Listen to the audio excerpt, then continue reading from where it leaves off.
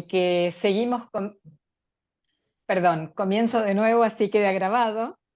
Buenas tardes, bienvenidos a este nuevo espacio que compartimos la Directoría de Comunidad Psicoanálisis y Cultura de FEPAL, de la que yo estoy dirigiendo, junto con el grupo Psicoanalistas en la Comunidad, sobre estos temas tan importantes para nuestro quehacer y para nuestro trabajo en la comunidad. Y esperamos que lo disfruten y los dejo con Isabel Mancione, que es una de las coordinadoras del grupo Psicoanalistas en la Comunidad. Buenas tardes a todos. Agradecemos la presencia de docentes en el día de hoy, de psicólogos, de psicoanalistas, de representantes de organizaciones del tercer sector y de movimientos comunitarios.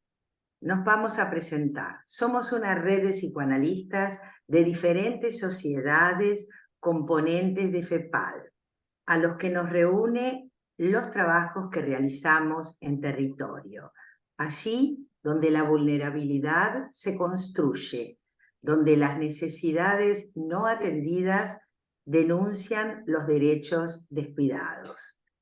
Agradecemos en esta oportunidad a Gabriela Salazar, a Mirta Itelman, a Dionela Toniolo y a Magali Weinstein, que van a estar atendiendo las consultas y lo que se escriba en el chat. Trabajamos por el cuidado y la defensa de la vida en esta red, de una manera comprometida, en clave interdisciplinaria y multicultural, y con una visión esperanzada para construir futuro, creyendo que eso es posible.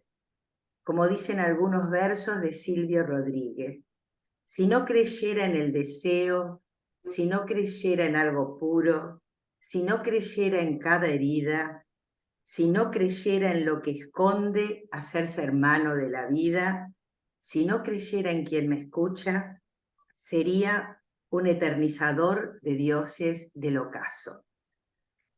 Ahora voy a presentar a quien va a estar en la coordinación de esta reunión, Fernando Orduz. Fernando es psicoanalista de la Sociedad Colombiana de Psicoanálisis, es expresidente de FEPAL en el periodo 2014-2016, es docente en la Facultad de Artes de la Universidad Javeriana en áreas de cuerpo y performance. Es magíster en comunicación y cultura.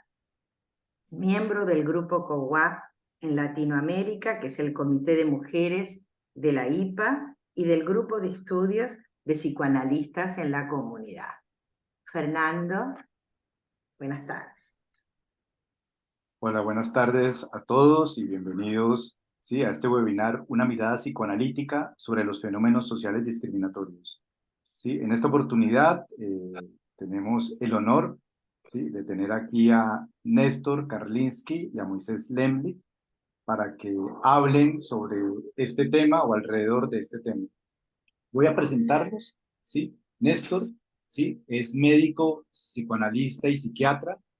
Es miembro de la Asociación Psicoanalítica Argentina, autor y compilador de varios libros y publicaciones sobre temas sociales como posmodernidad, migración y desocupación. Docente y conferencista en Argentina y en otras latitudes. Premio APA sobre el progreso de las ciencias. Premio FEPAL en el tema de comunidad y psicoanálisis del año 2010. Y ha sido 2 veces premio valga la redundancia, el premio FEPAL, Psicoanálisis y Libertad en el año 2016 y 2022. A propósito de este premio, presento a la segunda persona, que es Moisés Lemlich, que es el creador de este premio Psicoanálisis y Libertad. Moisés es doctor en medicina y psicoanalista, miembro de la Sociedad Peruana de Psicoanálisis, director del Seminario Interdisciplinario de Estudios Andinos, CIDEA, ha sido vicepresidente y tesorero de la Asociación Psicoanalítica Internacional. También ha sido profesor visitante en el Elliott School of International Affairs de la George Washington University y el Case Medical School de la Universidad de Londres. Ha recibido el Premio Internacional de Psicoanálisis, Sigourney, y la distinción por méritos excepcionales al servicio de la salud y la Orden Médica del Colegio Médico en el Perú. Es autor de un libro Cara a Cara, Entrevistas Profanas, Entre el mito y la historia, Psicoanálisis y pasado andino, Reflexiones sobre violencia. Fue editor de unas más o menos 30 publicaciones psicoanalíticas alrededor de temas interdisciplinarios. Así que bienvenidos, Néstor y Moisés. Les explico un poco el orden del día. Va a comenzar a hablar Néstor Karlinsky, ¿sí?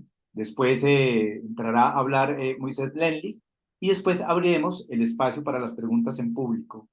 Si hay muchas intervenciones en el chat, que es donde les sugerimos que hagan ustedes las preguntas, las opiniones, si hay muchas preguntas, vamos a leerlas. Si no hay muchas preguntas en el chat, pasaremos a dar la palabra directamente. Para las personas que van a intervenir directamente, si lo hacemos así, les pido el favor que las intervenciones sean breves, máximo 2 minutos, 2 o 3 minutos. ¿Sí? Bueno, entonces los dejo con Néstor. Bienvenido, Néstor, y la palabra es tuya.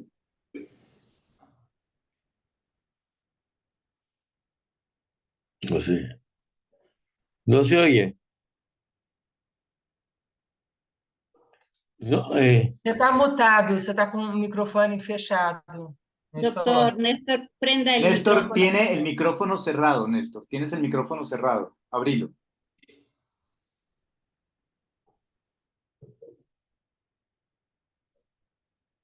no se oye. Sigue cerrado, Néstor. Tenés que abrir el micrófono. Hay un icono de un micrófono que se puede apretar y ahí se desbloquea. Abajo Hola, hay una barra. ¿ahora me Ya. escuchan? Sí, ahí está, sí. Néstor, ahí está. Bueno, comenzaba por decirles que agradezco muchísimo esta invitación, que me honra. Estoy especialmente satisfecho y contento de que FEPAL viene tratando estos temas con tanto interés. Bueno, estoy muy satisfecho y honrado, como les decía, de estar hoy acá compartiendo este momento con ustedes. El tema de mirar psicoanalíticamente las discriminaciones, las diferentes formas de rechazo de la alteridad, como el racismo, las problemáticas de género, etc., está íntimamente ligado con el de los derechos humanos y no cabe referirse a ellos sin tocar esta temática. Me referiré también, aparte de estos que le acabo de mencionar, a los fenómenos de rechazo de la alteridad, dentro de ellos al que se refiere a la discrepancia de las opiniones sociopolíticas, tema muy presente hoy en día en la sociedad y en nuestra tarea clínica, por lo menos en la Argentina. Supongo que ocurría lo mismo en Latinoamérica y en otras latitudes. Utilizaré para ello algunos conceptos de autores post-freudianos y algunas ideas propias. Lo haré teniendo en cuenta que la estrategia transdisciplinaria, en términos de interpenetración entre ciencias, es decir, no solamente de ponerlas a la par y compararlas, sino la de crear conceptos nuevos a partir de penetraciones entre ellas, ha sido en el curso del desarrollo de las ciencias algo sumamente productivo. Una de estas posibilidades es la que desarrolló René Caes. Mencionaré al respecto el concepto de este autor de pacto de negativo, concepto este de carácter transdisciplinario, que considero sumamente útil y creativo, que define como la formación intermediaria genérica que conduce a la represión, la negación y la renegación, a todo aquello capaz de cuestionar la formación y el mantenimiento de un vínculo, siendo esto válido tanto para vínculos familiares o institucionales, como para grandes grupos étnicos o nacionales. Cornelius Castoriadis, por su parte, ha planteado que otras culturas pueden ser consideradas como superiores, inferiores o equivalentes. La idea de superioridad entraña una contradicción lógica y un suicidio real, ya que tendría que ceder una cultura su lugar a la otra e implicaría su disolución. La segunda, la de ver a otras como inferiores, es la habitual y responde a la propensión natural del ser humano, mucho más que el considerarlas equivalentes con la nuestra. Si llegáramos a creer que la vida pudiera funcionar de otra forma sensata y coherente, diferente de la nuestra, resultaría intolerable.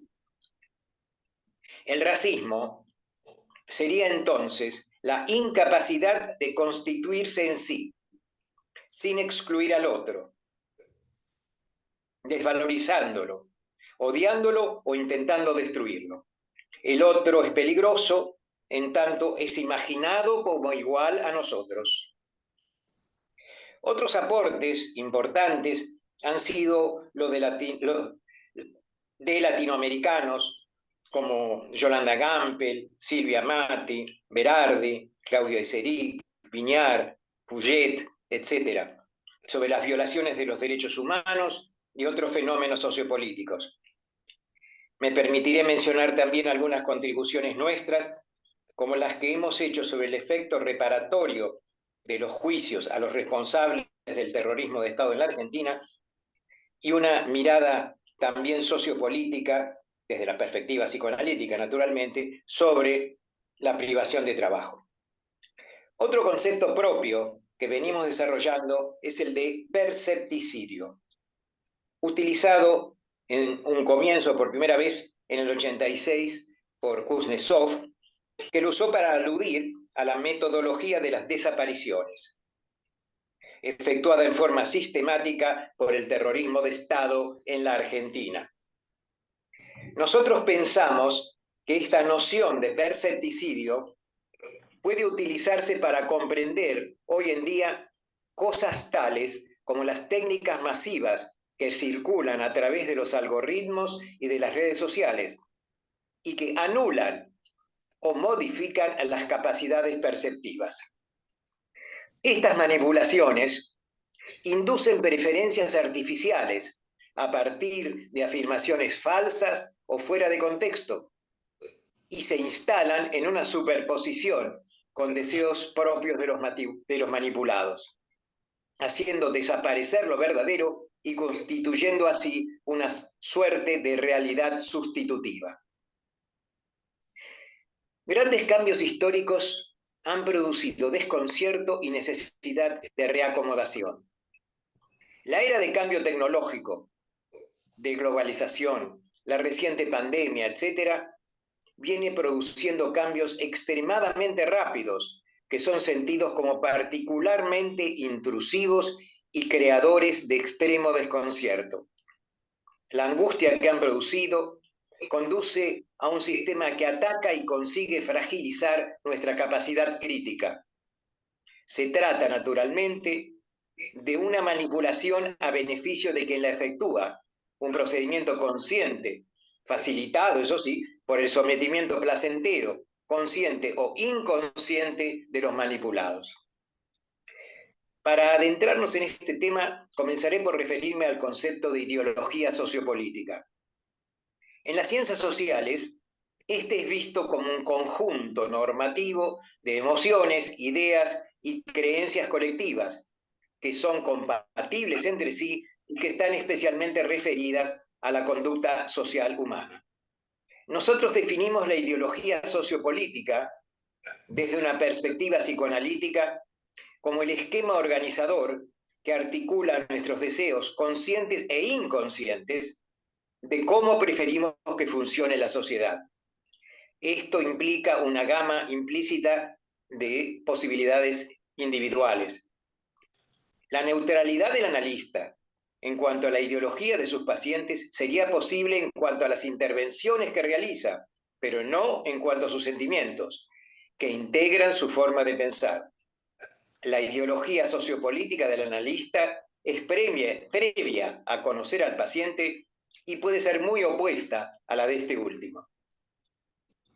En cierta forma, se puede pensar que la neutralidad del analista sería un dispositivo útil para proteger a los pacientes de nuestros prejuicios e ideología, pero esto no siempre es posible, e incluso en algunos casos, como por ejemplo en los de violaciones de derechos humanos, también sería recomendable y requeriría una actitud afectiva empática con la indignación de la víctima, como lo planteó también ya desde hace tiempo Silvia Matti. Frente a los grandes desconciertos, surge un hambre de certezas, que los contrarreste. Esto incide en la búsqueda de culpables de dicha angustia, una necesidad de individualizar personas o grupos socioculturales, étnicos o políticos a quienes atribuirla. Los discursos de odio, las reacciones racistas y clasistas y los prejuicios de género se intensifican en situaciones de crisis e ingresan, según nuestras investigaciones, al campo de la tarea analítica. En relación con los discursos de odio, cuando ingresan en el discurso de odio del paciente, como expresiones de racismo y otras formas de expresión de intolerancia a la alteridad, transitamos un estrecho camino donde la neutralidad sociopolítica del analista la consideramos a la vez posible e imposible. Es imposible ser neutral, pero es posible hacer intervenciones neutrales que son parte del método, pero que a veces implican desmentidas iatrofénicas, en especial en ciertos contextos sociales y políticos críticos donde existen condiciones objetivas de padecimiento y o de enajenación, tal como ocurrió con las situaciones de abrumadora incertidumbre de la crisis sanitaria, social, política y económica que generó la pandemia COVID-19. Existen diversos fenómenos sociales que llevan a la aparición de discursos de odio en la tarea psicoanalítica. Me referiré a otro de ellos, la desocupación. Sus víctimas sufren de una forma habitual y traumática la condición de desaparecidos sociales de nuestra época. Esta forma de desmantelamiento psíquico ya no es solo patrimonio de los países subdesarrollados. El desocupado sufre un resquebrajamiento de su identidad, percibe que sería un alivio para la sociedad si dejara de existir y llega incluso a identificarse con el agresor, pudiendo perder la noción de su condición de víctima. Es común que aparezcan falsas relaciones causales de sus circunstancias, como el por algo será, o a los que les pasa son todos unos vagos. Y esto aparece con el objeto de paliar la angustia propia del estado de incertidumbre y amenaza sobre quienes no compartimos sus circunstancias. La desocupación masiva lleva a penurias extremas y pensamos que cabe una reflexión en cuanto a si el desocupar no incluiría elementos de violencia deshumanizadora. Frente al fenómeno de la desocupación, suelen surgir en los pacientes que no lo padecen formas especiales de clasismo, de rechazo a la alteridad de aquellos en situaciones de penuria. Pueden surgir entonces dos rasgos en el analista. Uno, el trabajar exclusivamente con la realidad externa, sin anclaje en lo pulsional, lo inconsciente y la historia infantil, lo que excluye la posibilidad de creación de nuevas tramas representacionales que permitan la elaboración, la reconstrucción y la defensa de la trama psíquica. Y en segundo lugar, el hacerlo exclusivamente con lo pulsional o lo inconsciente en el campo transferencial, sin tener en cuenta el desgarro de la trama psíquica y la imposibilidad de representar lo inédito. En este último caso, esto implica, con pacientes desocupados, la negación de la realidad externa, que se ha transformado en interna, como si la trama representacional estuviera intacta. La condición del imaginario social y profesional del analista, que hacen posible percibir el trauma social sin cerrarse definitivamente, pudiendo tolerar el sentimiento de amenaza que surge en él, a pesar de que no pareciera que pueda llegar a una situación de desocupación, es que su singularidad real incluya una disponibilidad emocional e ideológica y una permeabilidad y tolerancia adecuadas a situaciones sociales traumáticas. Una de las formas de expresión del prejuicio social clasista de discriminación más difundida y no suficientemente comprendida, a mi entender, es la del emprendedorismo, que plantea el que con dedicación, constancia, disposición y esfuerzos suficientes, todos pueden llegar a situaciones de bienestar social. Esta teoría implica un percepticidio activo en cuanto a la incidencia de condiciones estructurales que limitan la posibilidad de que el esfuerzo y la dedicación tengan por sí mismos un resultado efectivo. Concluiremos diciendo que no solo la salida de la neutralidad sociopolítica incide sobre el campo transferencial, la indiferencia o la neutralidad sociopolítica del terapeuta en relación con su contexto y la negación de su implicancia también inciden en la tarea clínica. Entre brindar continencia, evitar manipulaciones narcisistas, no poner en funcionamiento actis iatrogénicos y el evitar una indiferencia frente al contexto que genera injusticias sociales y discriminaciones, transitamos, como dijimos anteriormente, un estrecho camino donde la neutralidad sociopolítica y el manejarlos correctamente ante discursos de odio racistas, clasistas, etc., es a la vez posible e imposible. Muchas gracias. Muchas gracias, Néstor, por tu presentación. Me parece que hay unos temas muy importantes que planteas. Voy a tratar un poquitico como de resumirlos o de tematizarlos, ¿sí? Me parece importante el concepto de pacto de negativo que nos traes para pensar a partir de CAES. Esta concepción del otro, ¿sí? De las culturas que establecen una relación de superior e inferior, ese otro visto como peligroso y ese manejo del odio, ¿sí? Que se da entre los grupos, diferenciando los grupos superiores y los grupos inferiores. Esta creación de realidades contemporáneas, nuevas, que las TECNES vienen creando a partir de los nuevos medios y que están fragilizando un poco la capacidad crítica.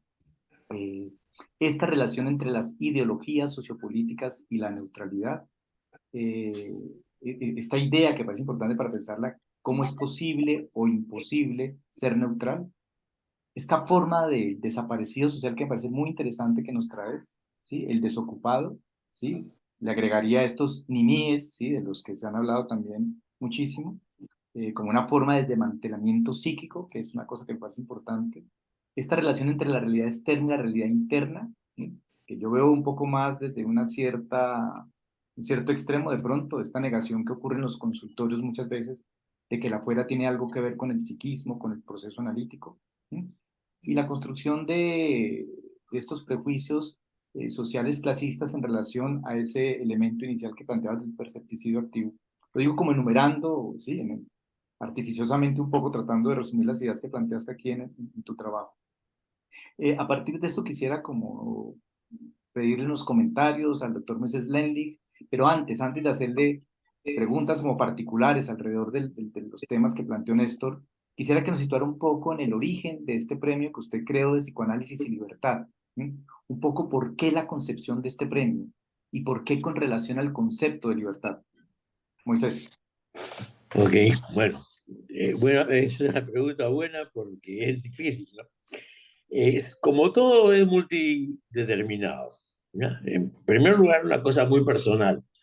Siempre me gustaba recibir premios. Desde, ¿no?, mi época de futbolista, en que me gustaba recibir un premio de fútbol, hasta el último premio, que fue el Sigurni, que era un premio, digamos, con una buena cantidad de dinero en él. Entonces, sentí que ya me tocaba devolver. Había recibido premios desde medallitas hasta dinero y creí que ya estaba en una época en que me tocaba tomar lo que yo había recibido y darlo a la comunidad correspondiente. Y en mi caso, mi comunidad de la cual me sentía más cercana, no la única, era la comunidad psicoanalítica. Entonces pensé, muy bien, ¿sabes qué? Yo quiero devolver, dar un premio. ¿Y a dónde lo doy? Entonces, se me ocurrieron varias posibilidades, ¿no? Una, por ejemplo, voy a dar ahora un premio en Argentina a la mejor tesis de psicoanálisis doctoral y de la maestría a la Universidad de El Salvador, en su doctorado y maestría de psicoanálisis. Ok, pero ya son 6 premios que estoy dando de psicoanálisis y libertad. La otra era el concepto político de libertad. Yo vengo de una familia de generaciones, muy política. Tengo una tía abuela en Estados Unidos que hizo una gran huelga famosa en 1909. De paso, el Día de la Mujer es celebrado un poco por ella, Clara Lemlich. Entonces, siempre he tenido una militancia alimentada, que no es lo general muchas veces, por la familia. Y dentro de lo político, digamos, siempre me importaba el concepto de libertad. No tan solo de una manera, digamos, política, sino haz lo que te dé la gana. Entonces, ese es mi concepto de libertad, ¿no? Trans izquierda tradicional, que era la línea de mi familia. Entonces, conversando con algunos amigos, bueno, recuerdo, entre ellos Leo, no sé qué otros, bueno, ¿qué hago, no? Entonces, la idea salió a través de FEPAL, que se encargue de organizar más o menos la modalidad del premio. La cosa es así, FEPAL organiza el jurado, la modalidad, y yo no me meto en eso para que no haya una distorsión de mis propias particularidades y gustos, y yo me encargo de conseguir la financiación. ¿No? Tengo que confesar avergonzado que yo soy bueno en esto y conseguir dinero, ¿no? Entonces, eso a veces da vergüenza, ¿no? Pero de todas maneras, yo me encargo de conseguir la financiación, y ya van 6 veces que este premio se da con la ayuda de, ¿no?, los presidentes de FEPAL. Entonces, es un poco la parte personal. Me gustaba recibir premios y ahora me gusta devolver lo que yo recibía. Y por otro lado, me gusta la libertad. Y por libertad entiendo, haz lo que te dé la gana si no fastidias a los demás. Y algo importante para eso es la libertad que el psicoanálisis te da, o por lo menos en mi versión del psicoanálisis. Mi versión del psicoanálisis es lograr poner al superior contra la pared, meterle un balazo en la cabeza y que tú te sientas libre de hacer lo que te da la gana sin necesidad de azotarte. Esa era mi idea de libertad.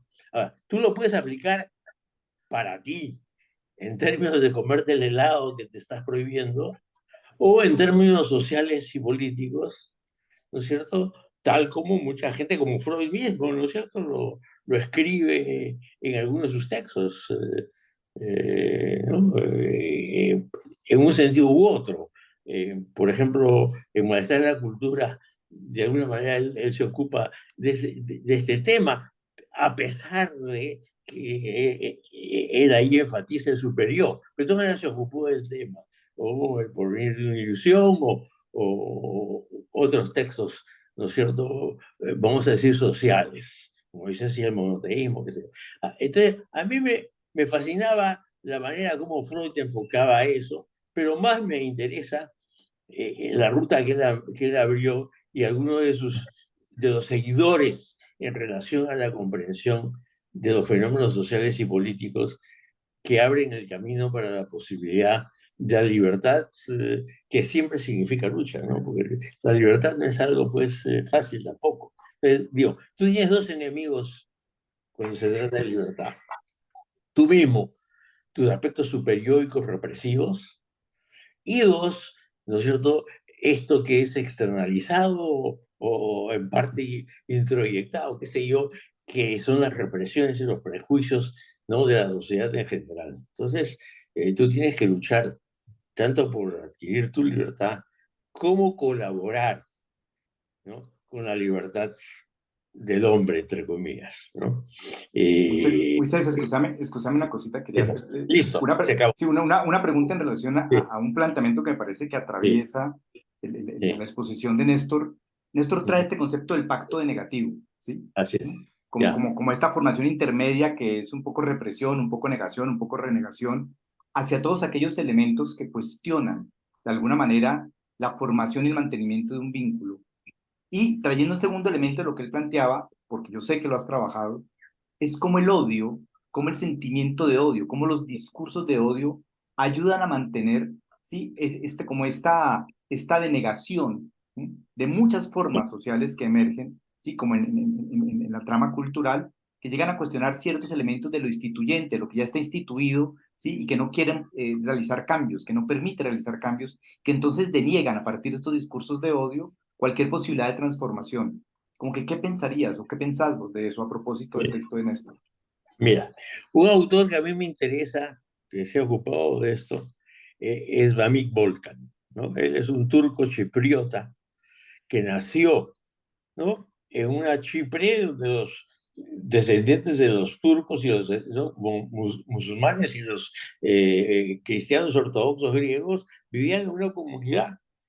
Y de pronto estos vecinos, eso pasó en Irlanda, en tantísimos otros sitios, de pronto se dividieron en dos, odiándose y creando una cosa totalmente nueva, desconocida. Por centurias habían sido amigos, se casaban entre ellos, ¿no es cierto? Eran vecinos, puerta con puerta. Y de pronto hubo una división que acabó catastróficamente provocando la invasión de Turquía, ¿no?, y todas esas cosas. Entonces, uno se pregunta, igual pasó en la Irlanda del Norte, los católicos y los protestantes, y en nosotros, o Ruanda, y estoy seguro que, ¿no es cierto?, eso que se habla en Argentina, mira, por algo será, ¿no? Entonces, digamos, tú dejas que tu vecino se muera, pero entonces, ¿cómo poder entender que estas cosas puedan ocurrir? Entonces, la idea de Vamik Volkan está en términos de líneas de identidad, ¿no es cierto? Cuando tú naces, tienes cierto tipo de líneas, ¿no es cierto? Tu idioma, las rimas infantiles, las canciones, ¿no? ¿No es cierto? Todas esas cosas que te dan líneas de identidad. Pero una de las líneas de identidad centrales, yo no estoy seguro cómo lo explicar, pero de todas maneras es que tú necesitas un grupo de gente que te odie. No es que tú odias, ¿no es cierto? Uno de los factores identitarios fundamentales es que el odio de otros te hace identificarte con los tuyos.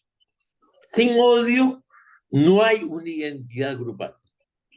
Esto que me pareció al principio, pucha, medio chiflado y malévolo, ¿no? Pero si es que nosotros ponemos a pensarnos, ¿no es cierto?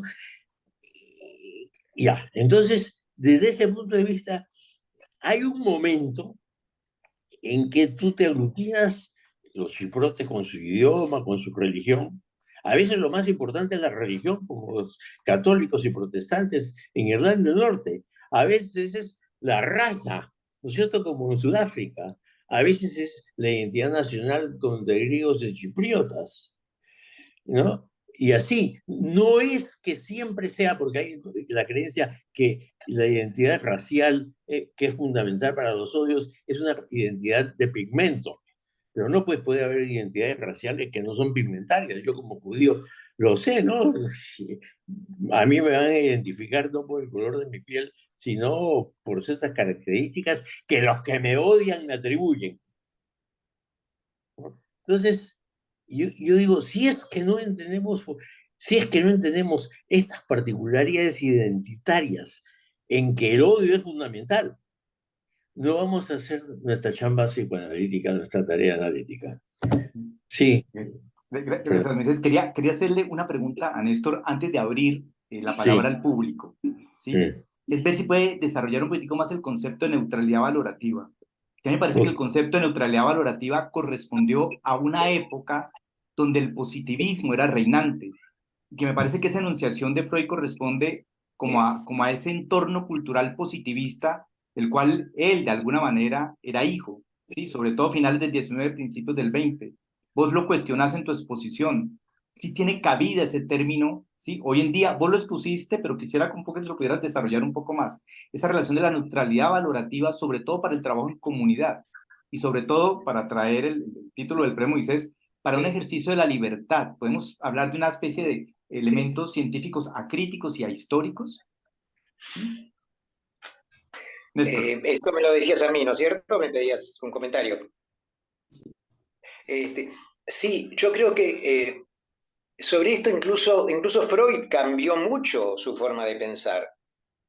Al comienzo, por ejemplo, sobre este tema de la desocupación, Freud tenía una postura en donde, no sé, podemos pensarla como bastante conservadora, ¿no es cierto? En donde no veía ningún componente de otra índole, más allá de ciertas cosas de orden incluso psicopático, de búsqueda de beneficios o de beneficios secundarios, etcétera, por parte de los desocupados. Y llegó con el malestar en la cultura a decir todo lo contrario. Estaba buscando el texto de algo, sí, acá tengo el texto de algo que dijo Freud en el malestar en la cultura, que era lo opuesto de lo que decía anteriormente, ¿no?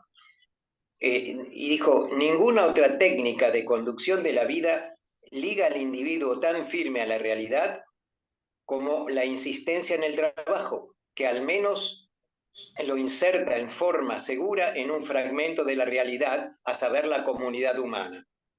La posibilidad de desplazar sobre el trabajo profesional y sobre los vínculos humanos que con él se enlazan una considerable medida de componentes libidinosos, narcisistas, agresivos, hasta eróticos, le confirman un valor que no le va en saga su carácter indispensable para afianzar y justificar la vida en sociedad.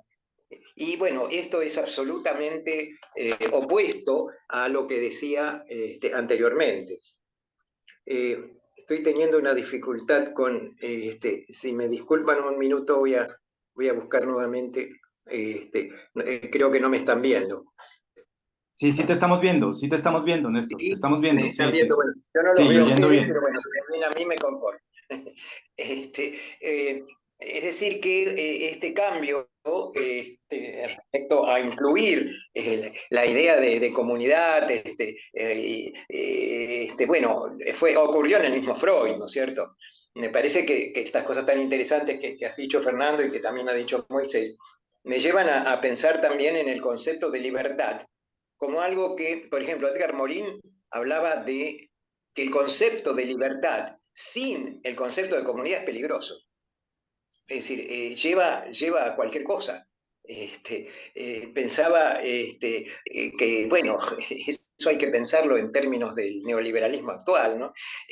El primer presidente que tuvimos en la Argentina después de la dictadura dijo que la economía neoliberal, referido a la libertad, ¿no? Era la posibilidad, proponía la posibilidad de que los zorros libres entraran a los gallineros libres y se comieran a las gallinas libres.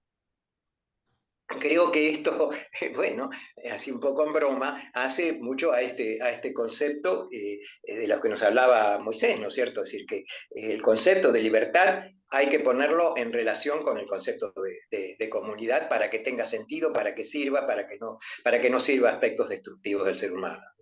Bueno, esto por ahora. Bueno, quería abrir espacio a las preguntas. No sé, Mirta, Gabriela, Magali, Dionela, si tengan algo en el chat. O si no, le damos la palabra a alguien que quiera intervenir. Tenemos dos comentarios. Me parece que tal vez Ricardo Carlino, que hizo el primero, lo puede decir verbalmente para es un comentario para el doctor Néstor. ¿Podrías abrir el micrófono? Abrí el micrófono. Ricardo, Buenas tardes. 2 o 3 minutos máximo. Es muy corto, sí. Bueno, tengo 2 comentarios que escribir, los voy a hacer muy sintético. A ver, primero, ¿dónde está? A ver. Segundo, que estoy buscando. Bueno, ¿dónde está? Ahí está. Bueno, mientras lo escuchaba a Néstor, pensaba que, bueno, tiene una buena capacidad de pensar las cosas de índole humana y social, pero no solamente eso. Para poder pensar, como lo expresa Néstor, acá escribí que es necesario ser una persona sensible.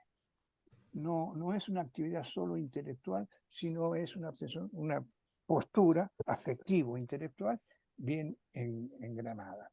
Y también tengo un comentario para Moisés Lemke, que un poco me emocionó lo que dijo de que él de joven recibía algunos premios, algunos reconocimientos, y que a su momento actual llegó la hora de devolver. A mí me parece que no es solamente algo que para alabarlo a Moisés. Yo creo que todos tenemos que pensar esto. Esto es una capacidad de agradecer que hace de que uno se nutra y con esa capacidad de agradecer nutra a otros también. Y que creo que es importante destacarlo. No solamente como algo elogioso para Moisés, sino para que todos lo aprendamos. Nada más. Gracias, Ricardo. Néstor, a propósito de la intervención de Ricardo. Sí, me parece, estoy totalmente de acuerdo con la idea de la importancia, ¿no? de la participación de los afectos en la trama transferencial contra transferencial, ¿no? Es decir, creo que puede haber neutralidad de algún tipo, pero puede haber neutralidad partidaria, por ejemplo, puede haber neutralidad en cuanto a no intentar indoctrinar, pero no puede haber neutralidad afectiva frente al sufrimiento o el derecho a la indignación frente a ciertas cosas destructivas que se viven en nuestra sociedad. Moisés. Lo que me viene a la cabeza complicado es en la época de la guerra interna en el Perú, en relación a Sendero, yo siempre he sido un participante de actividades institucionales y era un líder del gremio médico. Y Sendero, que era una institución terrorista, me consideraba alguien cercano y vinieron a reclutarme. Entonces, mira, era algo bien complicado, no tan solo, digamos, por un lado, tengo que reconocer que había cierto tipo de cosas narcisistas, ¿no? ¿no? Pero por otro lado, era yo muy consciente que era un grupo criminal, ¿no es cierto?, que para mí utilizaban ideas de izquierda, ¿no?, de una manera fascista. Pero sí estaba claro que tenía que decir, oye, muchas gracias, pero no. Y encontrarme como en el terror de decir no, tener que decir no, ¿no? Ahora, eso quiere decir que nosotros a veces no estamos en una neutralidad, digamos, como analistas, sino de pronto sí, no, tú puedes acabar absolutamente involucrado y ahí tú no eres un analista, ¿no? Por mucho que vino, no, vino a hacer una evaluación, pero acabó. Entonces, ¿cómo miércoles los psicoanalistas estamos o no estamos preparados de enfrentar una realidad social que de pronto se te viene a la cara? ¿No? Una cosa es la neutralidad que tienes como un paciente, otra cosa es cuando tú estás confrontado a alguna cosa social, política, en donde a ti no tienes escapatoria sino participar. A mí siempre me pareció interesante que la mayoría de analistas no tienen una participación política nacional, son contados. En el Perú, Max Hernández, ¿no? En Irlanda, John Allardyce, uno que otro, pero realmente eso quiere decir que nosotros participamos activamente desde un punto de vista de nuestra creación intelectual, pero ¿quién, no es cierto, se remanga y entra la candela? Muy pocos. Ni siquiera dentro de esas instituciones. Yo creo que sería también importante, hablando de eso, poder hacer un estudio de cómo ha sido la relación institucional psicoanalítica en relación al mundo. No tan solo nosotros individualmente, sino la IPA ha tenido intervenciones catastróficas durante la época del nazismo en Alemania, ¿no? Eso se sabe. O en Brasil, todo el afer Cabernite. Entonces, los analistas no saben de cómo ha funcionado el psicoanálisis institucional dentro de los parámetros de la realidad política nacional, de los diversos países. Yo creo, ¿no? Para responder no a tu pregunta, es que nosotros deberíamos saber cómo son las cosas. Antes de pasarle, perdón, la palabra Sí. a Magali y Ana Rosenfeld, que Magali, no sé si va a hacer una pregunta directamente o a leerla del chat. Antes de pasar la pregunta, yo escuchándolos recordaba que había un psiquiatra americano llamado Joseph Weiss, que escribió un libro que se llama Mi análisis con Freud. Joseph Weiss salía y hacía sus protocolos de sesión, ¿sí? Cuando hizo análisis con Freud. Y él narra en su primera sesión que cuando le dijo a Freud que era americano, ¿sí? Freud le dijo en su análisis, esos americanos, ¿sí? Ustedes van a ser los culpables de, si el psicoanálisis llega a América, desvirtuar lo que es la esencia del psicoanálisis, por el pensamiento pragmático que tienen los norteamericanos, ¿sí? Es decir, neutral no era. Solamente para traer un ejemplo, y recomiendo ese libro, porque además está la forma en cómo Freud intervenía, y uno veía que Freud no era neutral, ¿sí? Para nada, con muchos de los temas que planteaba Joseph Borges. Opinava continuamente a propósito de estos temas. Perdão, Magali, sim? Sim, eu vou ler uma pergunta do chat da Paola Amendoeira. Volkan tem trazido uma série de contribuições para pensarmos. Gostaria de ouvir sobre o que pensam sobre a divisão que ele costuma fazer ao longo dos seus textos entre as características do que ele chama como continentes e subcontinentes, e como podemos pensar a história da colonização nos fenômenos sociais discriminatórios, especialmente na América Latina. É a pergunta da Paula Amendoeira. Néstor Moisés, ¿se entendió? Yo la verdad, traducción. disculpa, pero no pude entenderlo. Ya. Que le gustaría saber qué opina sobre la división que suele hacer Volkan en sus textos entre dos conceptos que se llaman continentes y subcontinentes, y cómo se puede pensar eso a propósito de la historia de la colonización en los fenómenos sociales y discriminatorios. ¿Sí? Ok. En particular en América Latina. ¿Cómo pueden pensar esos conceptos del continente y subcontinente? De Volkan. Bueno, supongo que contestará Moisés, que trajo el tema de Volkan, ¿no? No, Néstor, tú por favor, ¿no? Porque creo que va más allá de Volkan, ¿no? Es América Latina. Bueno, a ver. ¿Tienes algo que decir? Bueno, mira. ¿Sí? ¿Tienes? Néstor. No le parecía a Néstor. No, que iba a hablar Moisés, que iba a responder porque él había traído el tema de Volkan. Bueno, mira, el tema de América Latina es complicado, ¿ya? Porque hay, digamos, la tradición del imperialismo colonialista, sea español, portugués o en el norte americano. Sin embargo, digamos, a mí lo que me interesa en América Latina son las guerras civiles y el imperialismo local, el subimperialismo. ¿No es cierto? La guerra que destruyó a Paraguay, por decir, o la guerra entre Perú, Chile y Bolivia, o para mí el imperialismo brasileño, y así sucesivamente. Entonces,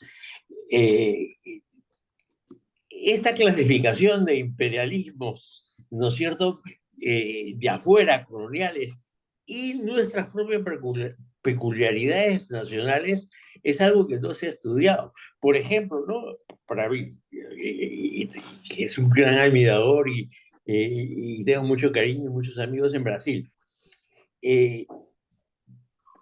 todo el problema de Odebrecht, que ha destruido América Latina, ¿no es cierto?, es algo que los analistas no nos estamos atreviendo a confrontar. Nosotros no estamos confrontando el problema racial, estamos confrontando de alguna manera todos los conflictos imperialistas y todo lo demás, pero no nos estamos atreviendo a mirar, ¿no es cierto?, las particularidades internas para no pelearlos con nuestros amigos y nuestros vecinos. Y eso ocurre dentro del psicoanálisis también. Sí. Yo estoy planteando algunos de esos problemas dentro de nuestro mundo psicoanalítico. Yo creo que no nos estamos atreviendo. Mira, por ejemplo, ahora hay un gran conflicto dentro de la IPA. Psicoanálisis didáctico presencial digamos, o virtual, en donde se ha hecho una clasificación más o menos en que América Latina se ha juntado por sus conveniencias prácticas en la importancia de validar el psicoanálisis virtual. Pero es un debate. Los problemas no se solucionan muchas veces en el psicoanálisis a través del debate psicoanalítico. Se acaban resolviendo por arreglos políticos. Entonces, yo creo que también es un debate que a mí me importa, y a mí lo de Burkhardt me interesa por las líneas, la manera en que la línea identificatoria te consolida independientemente de tus afectos y de tu razón, ¿no? Y que, otra vez, ¿no es cierto?, una vez que tú tienes, eso es la decisión, y eso, digamos, son conceptos psicoanalíticos que nosotros podemos tomar de Bion o de Mena y Claro, pero lo central, y ahí mi análisis, yo soy un freudiano puro, sin embargo, digamos, estas cosas clarinas me parecen fundamental. ¿Cómo es que nosotros hacemos la aparición del resentimiento, del odio, que no estamos enfrentando en relación a los conflictos internos del psicoanálisis? Entonces, porque lo más fácil es decir, pues no, el imperialismo y todo eso. Cierto, es cierto, porque no lo puede negar. Sin embargo, yo creo que uno tiene que empezar mirando, por eso somos psicoanalistas, mirando el espejo, ¿no? ¿Qué pasa en nuestra propia institución? Moisés, pasemos. Néstor, quisiera hacer algún comentario a propósito de este proceso de colonización y su incidencia en los fenómenos sociales discriminatorios, ¿sí? O pasamos a la pregunta. Ana Rosenfeld, antes, perdón, de Isabel y María Cristina, Ana Rosenfeld había solicitado la palabra. Sí, Néstor. Sí, me pides a mí, intervengo, sí. Sí. Me parece muy importante lo que recién dijo Moisés. Yo creo que ha habido movimientos, tal vez hace muchos años, ¿no? En América Latina, en la Argentina estuvo Plataforma, Documento, que cuestionaron precisamente el que las instituciones no estaban atravesadas por lo social, por lo político, por la realidad externa, y cierta negación de eso que colocaban al analista un poco aislado de su realidad, ¿no? Ahora, creo que el que los analistas nos dejemos atravesar o no por lo social es algo muy significativo. Hay grandes tendencias a un aislamiento, una cosa narcisista, que se expresa en términos como antipolítica o apolítica, bueno, que es una forma también de antipolítica y que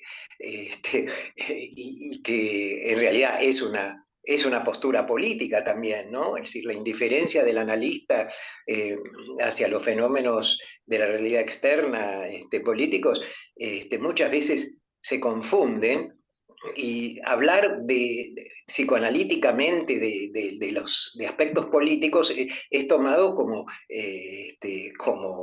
algo partidario, ¿no? En donde no se puede dar una versión, ¿no? sobre lo que entendemos de la realidad externa, porque eso es apoyar a tal o cual grupo político.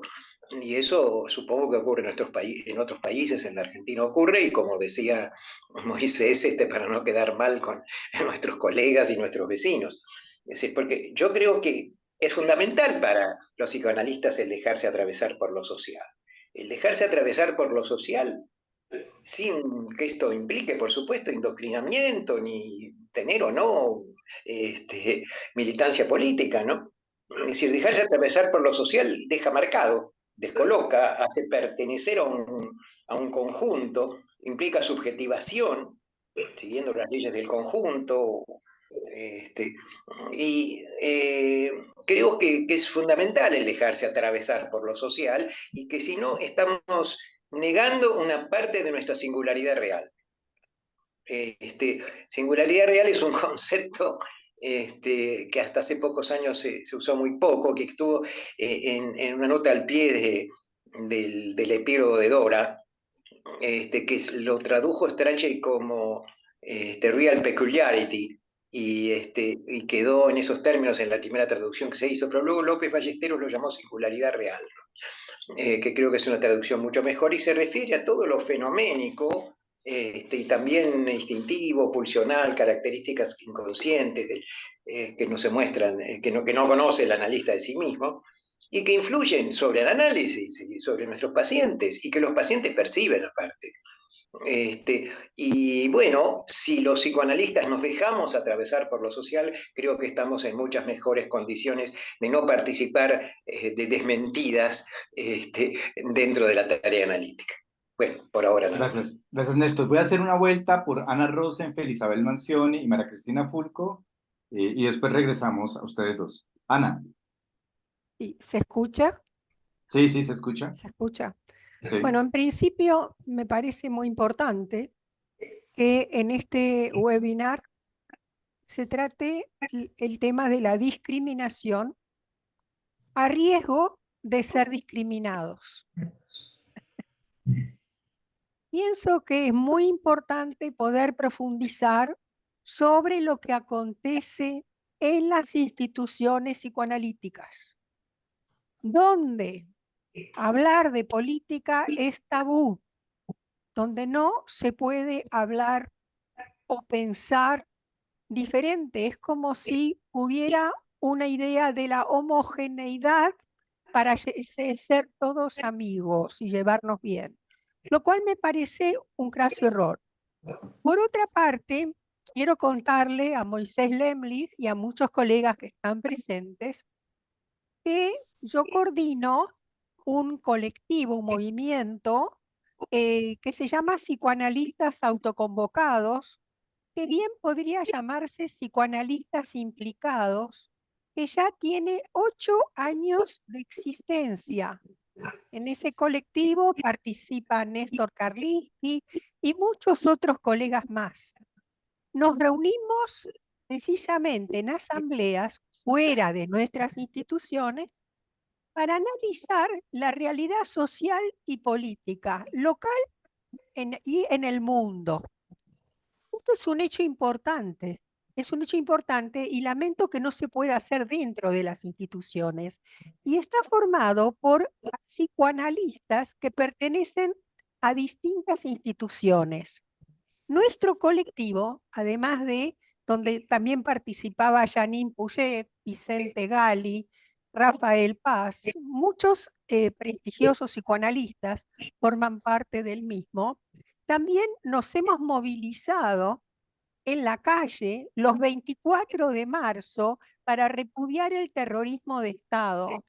Nos hemos movilizado en la calle cada vez que los derechos humanos han sido violentados en nuestro país o en el mundo. Entonces, como tengo poco tiempo, me parece importante comentarles que existe este colectivo.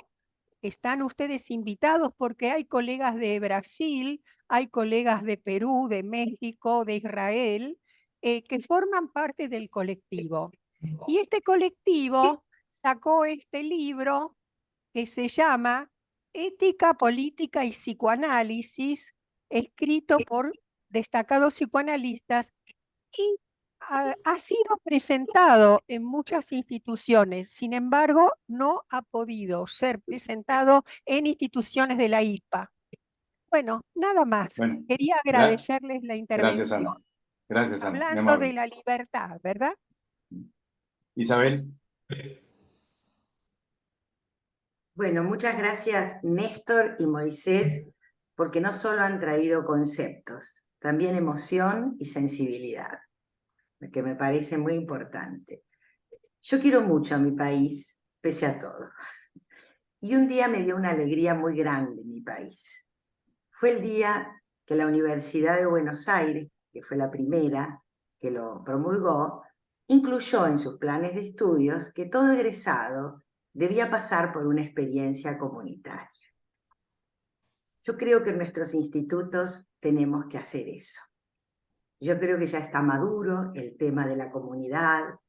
Hay mucha gente que trabaja en territorio, que conceptualiza, están aquí presentes, yo los conozco, y diría que estamos justo en el momento de que esta comisión directiva pueda sugerir a los institutos o trabajar para que incluya el tema comunidad en la formación de los analistas, porque no solo se trata de formar profesionales buenos, sino también mejores personas. Y el contacto con la comunidad necesariamente despierta sensibilidades, prejuicios, tenemos que desnaturalizar muchas concepciones y cambiamos. Yo hace 30 años trabajo con la comunidad y tengo mejor trabajo en el consultorio desde que trabajo en la comunidad. Pienso distinto al ser humano, intervengo distinto, me comunico distinto, interpreto distinto. Esto quería decir, trabajemos por nuestros institutos y sus espacios de comunidad, porque es una experiencia transformadora. Es un objeto transicional, no sé, transformador, muy importante para ser mejores personas. Por todo esto que han contado tanto Néstor como Moisés, acerca de la presencia del odio, que es innegable, tal vez necesario en algunos momentos, no lo sé, pero que es necesario amortiguar la crueldad en este mundo. Gracias. Gracias, Isabel. María Cristina.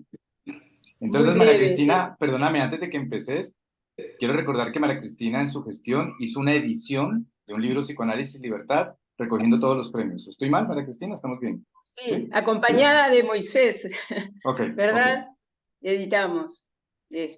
Cuando inventó el premio No, el último premio, recorrido, reconocimiento a analistas de larga trayectoria en América Latina. Ese fue tu último premio, ¿no, Moisés? Sí. Lo ganó Marcelo Viñar, o le fue otorgado, yo qué sé cómo fue. No, muy breve, porque creo que se nos va... yo quería, me parece tan rico este intercambio, porque me parece que queda puesto, por lo que decía Néstor, y también en parte Moisés, el concepto de neutralidad.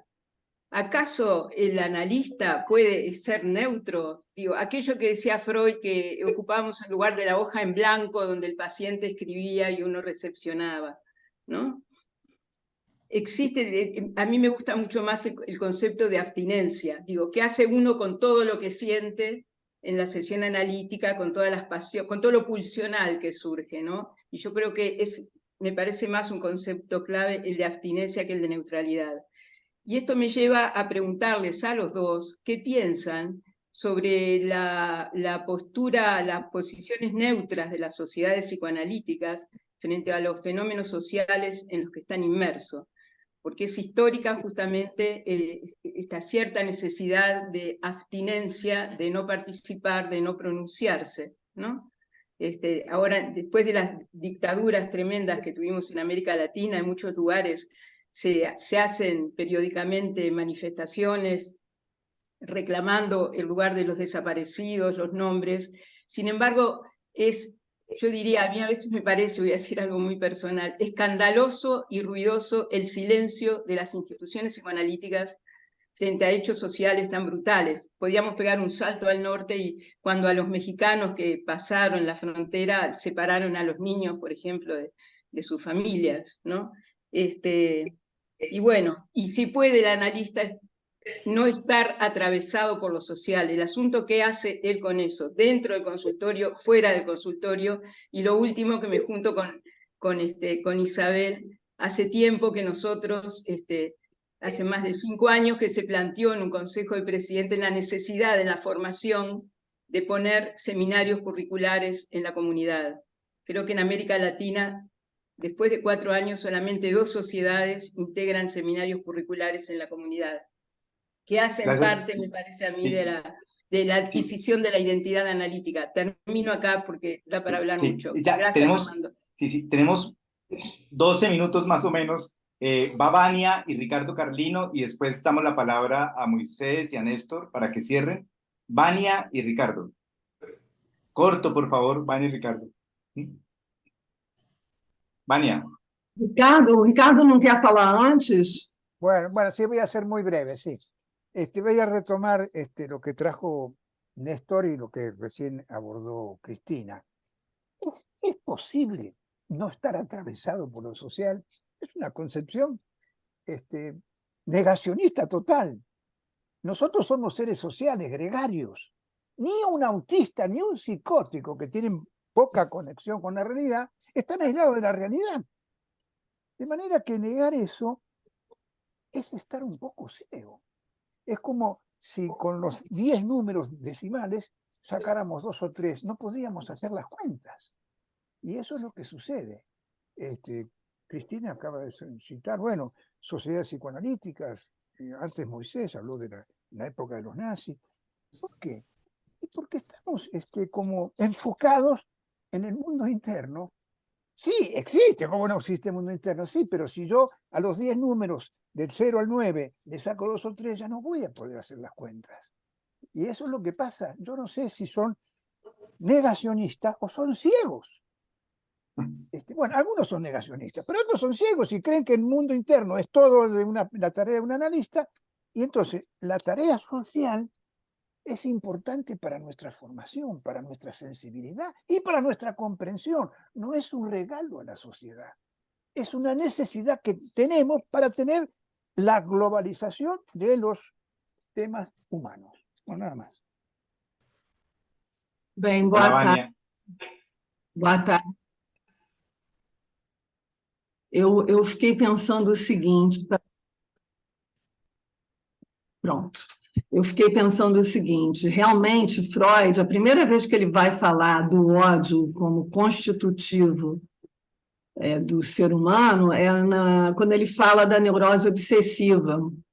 Mas ele vai seguir falando disso, e no mal-estar da civilização ele vai dizer que a destrutividade e a pulsão de morte podem ser um impedimento e uma barreira para a civilização, né? E eu acho que é um problema tanto não se deixar atravessar pelo social e não pensar sobre as questões que nos circundam, tanto políticas quanto sociais e culturais. Eu acho um problema grave que repercute na nossa clínica, repercute gravemente na nossa clínica. Eu tenho um exemplo disso que todos vocês devem conhecer. Um exemplo de que um torturador, no período da ditadura, era um candidato dentro da formação, sendo analisado por um analista de data, e que isso passou direto até que alguém denunciasse, até que alguém que o reconheceu como uma pessoa que ajudou ao sistema da ditadura, ajudou na tortura dessa própria pessoa, até que essa pessoa o reconhecesse e denunciasse.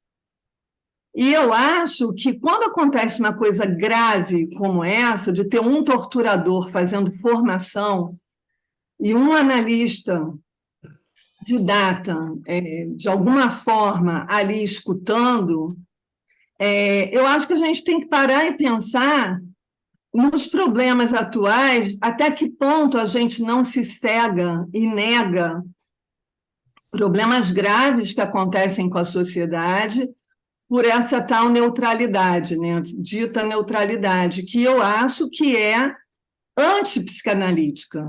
Quando você vê alguma coisa cruel, violenta acontecendo dentro do seu consultório, ou dentro de uma instituição psicanalítica e você não pode falar sobre isso, tem alguma coisa muito grave acontecendo, porque, como psicanalistas, pelo contrário, o nosso trabalho é lidar com a palavra, o nosso trabalho é lidar com a verdade, é deixar que emerjam as emoções e que a gente possa falar sobre elas. Então, eu penso, por exemplo, com relação ao fascismo, ao nazismo, que a gente vê crescer no mundo inteiro. Por que que as sociedades não discutem mais profundamente sobre isso?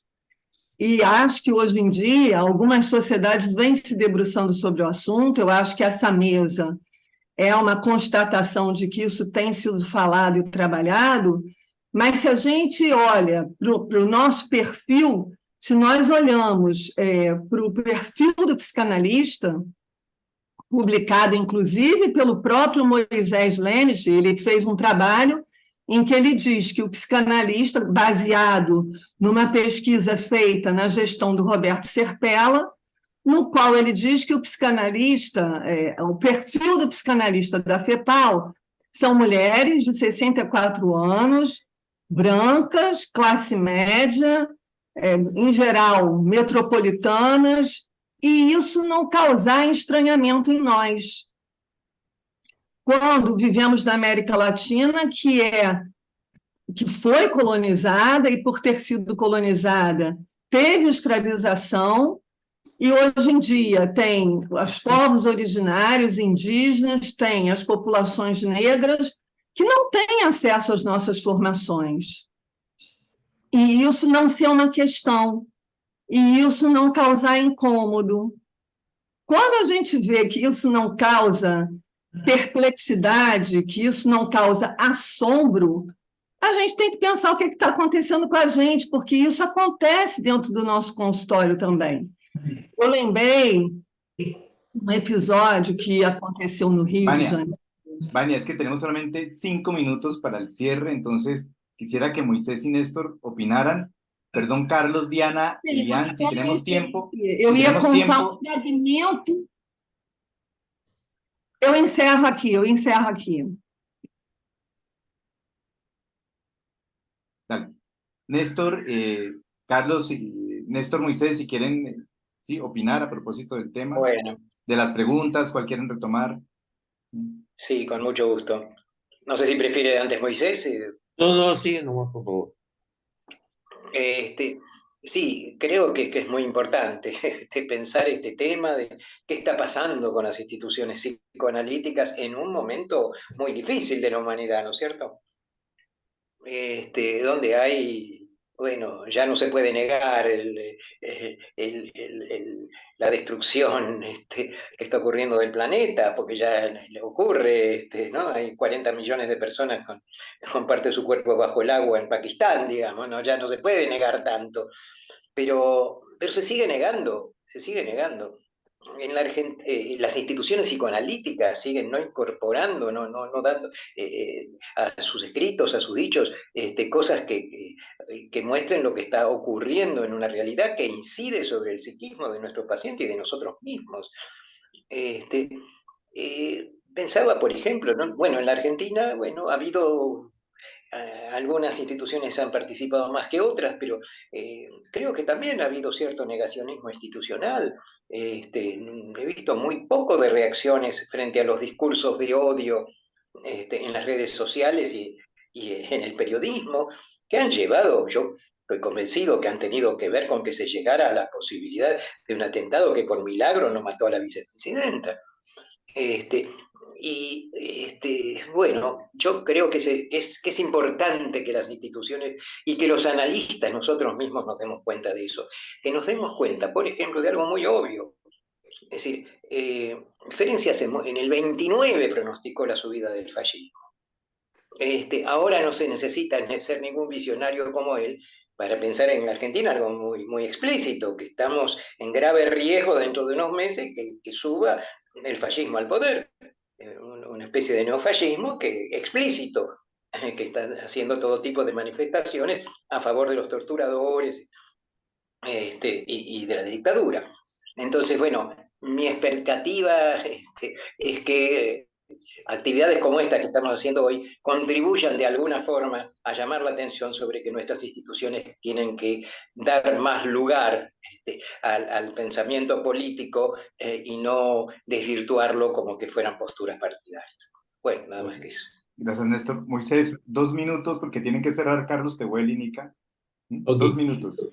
Simplemente una cosa que me parece importante en términos de reflexionar sobre nosotros mismos es que para muchos analistas fue una sorpresa que cuando se hizo una encuesta en la Sociedad Psicoanalítica Rusa, ¿no?, de Leningrado y Moscú,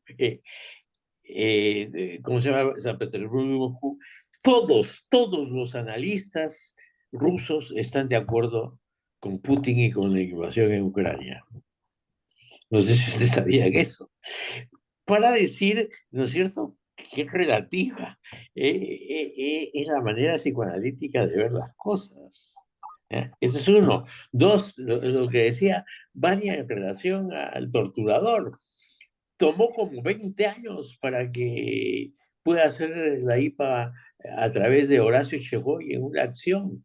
Nada más, porque todas las administraciones psicoanalíticas anteriores se coludieron con Gabardite, que era el presidente y el analista, simplemente para ignorar la cosa, ¿no? Tomó a alguien como Echegoyen para, de alguna manera, poner en orden las cosas y por fin poder sacar a la cosa corrupta que había ahí. Y por otro lado es conocido como Freud ¿no es cierto?, escribió para que se permita a la sociedad psicoanalítica alemana votar a los judíos, ¿no?, cuando el nazismo lo pidió. Él se coludió, Freud mismo se coludió con Ernest Jones para que la sociedad psicoanalítica alemana no acepte conceptos nazis. Bueno, yo creo que tenemos que saberlo. Yo creo que hay que darle una buena mirada a nuestra propia institución, ¿no? Bueno, entonces, gracias. Carlos y Nica.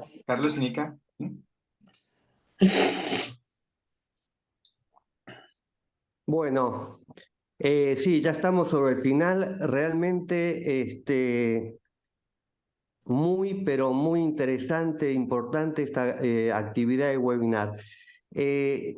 Yo simplemente quería recordar que cuando Freud llegó a Inglaterra en el 38, cuando bajó del avión, él dijo: la humanidad ha progresado. Han quemado mis libros, los nazis, los alemanes, y no me quemaron a mí. Y murió en el 39 sin saber que su familia justamente murió en los campos de concentración, ¿no es cierto? Entonces, realmente Freud pensaba el progreso que había tenido la humanidad, cuando hubo una regresión a la Edad Media en forma impresionante. Bueno, para finalizar, quiero nombrar que hay mucha gente que está trabajando en todos estos temas y que han ganado premios FEPAL y que quisiera nombrar a cada uno de ellos y los premios que han conseguido. Un segundo, por favor.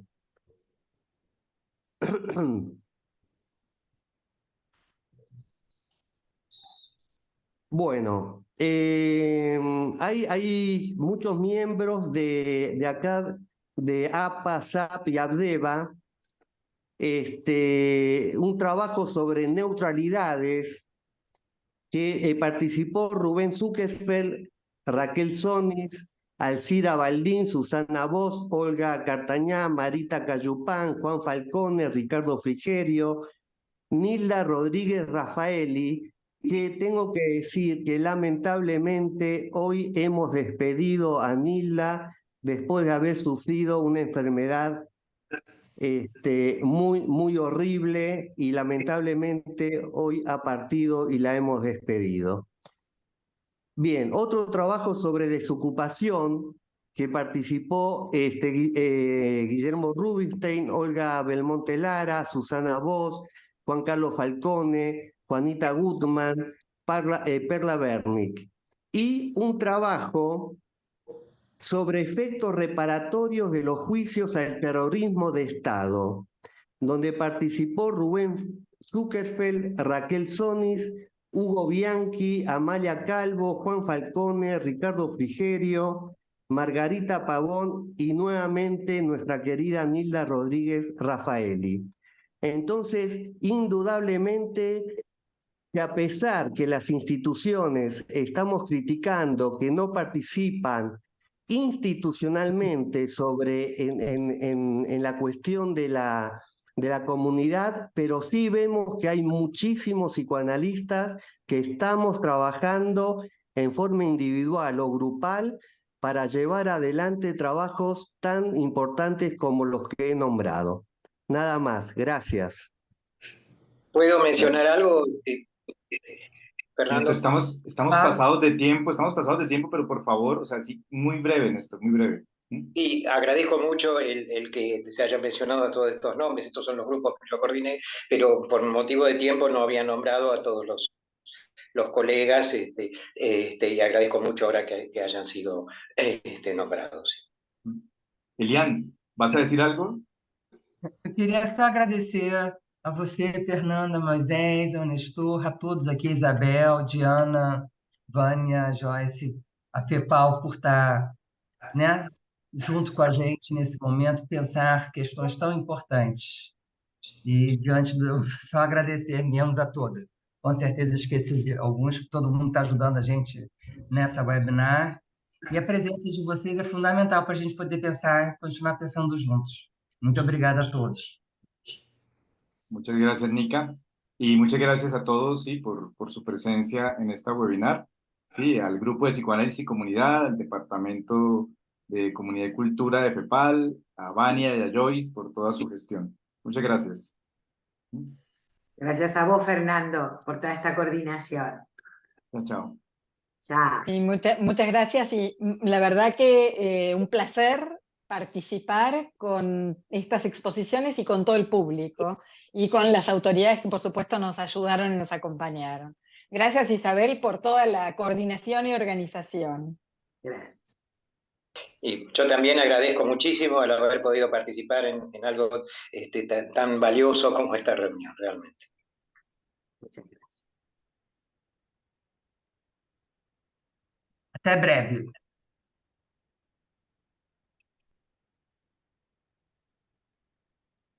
Gracias, hasta luego. Hasta luego.